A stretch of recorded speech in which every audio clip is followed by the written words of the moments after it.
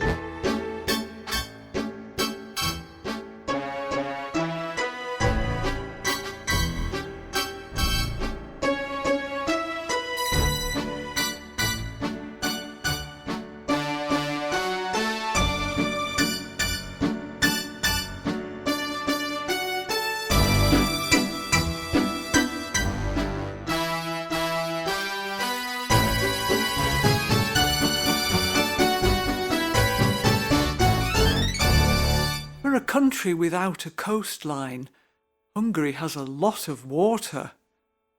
Sok víz folyt le a Dunán. A lot of water has flowed down the Danube, says an electronic water counter at Dogaj Baths. It further informs you that every 9.3 days, the amount of water that has come down would be enough to fill Lake Balaton, otherwise known as the Magyar Tenger or Hungarian Sea. So, plenty of opportunities for swimming then.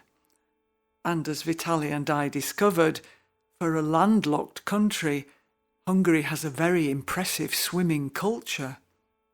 It's famous, of course, for its pools and spas. We tried a number of them, Széchenyi, Dogaj, before settling on Palatinus Strand as our favourite aqua resort.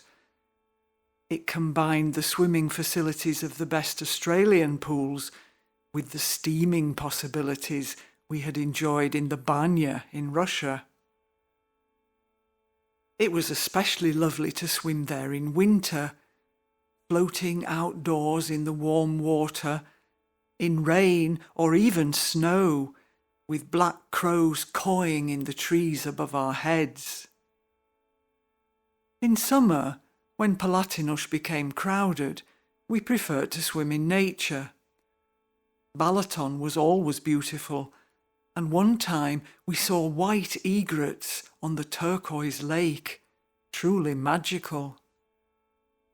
Closer to home, a short train ride away, was Nagymaros, with its little Danube beaches and the added advantage of a hal étterem, or fish restaurant. One evening there, we saw a poacher carrying a huge fish.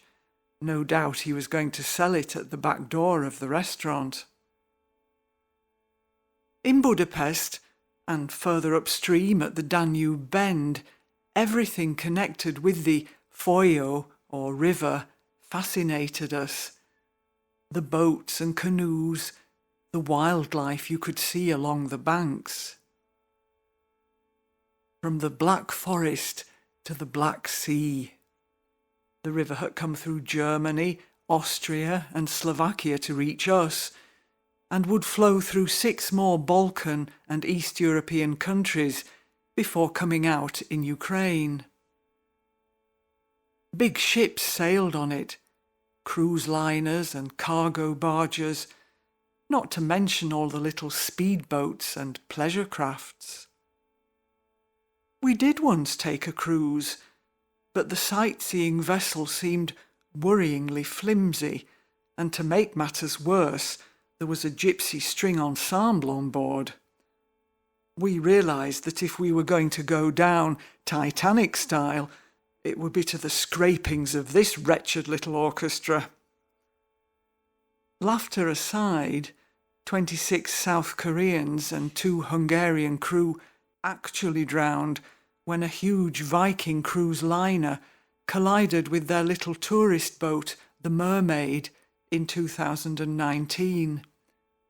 We felt very sorry for the Koreans, and after that decided it was better to walk by the Danube than to sail on it. We walked by the river every time we went to Margaret Island, of course. The water was a blue background to pink blossoms in spring, yellow leaves in autumn, a dream for a painter. But even more, we enjoyed what we called the Wild River Walk, taking us along the bank all the way to Budapest.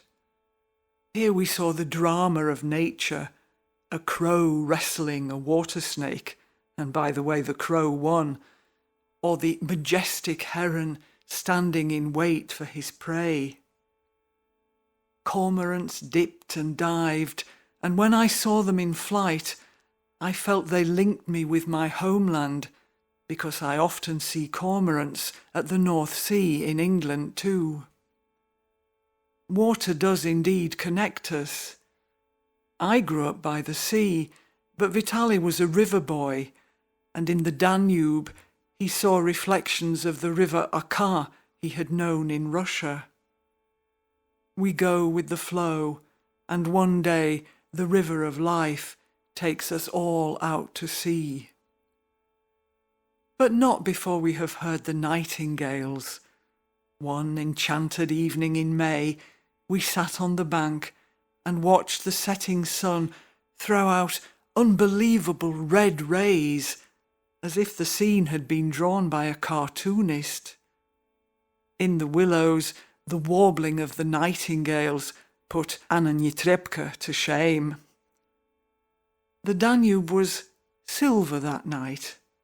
It's not always blue, as Johann Strauss would have us believe, but blue, green or mercury, it's Hungary's artery, and the quintessence of life in a country that would otherwise be desperately dry.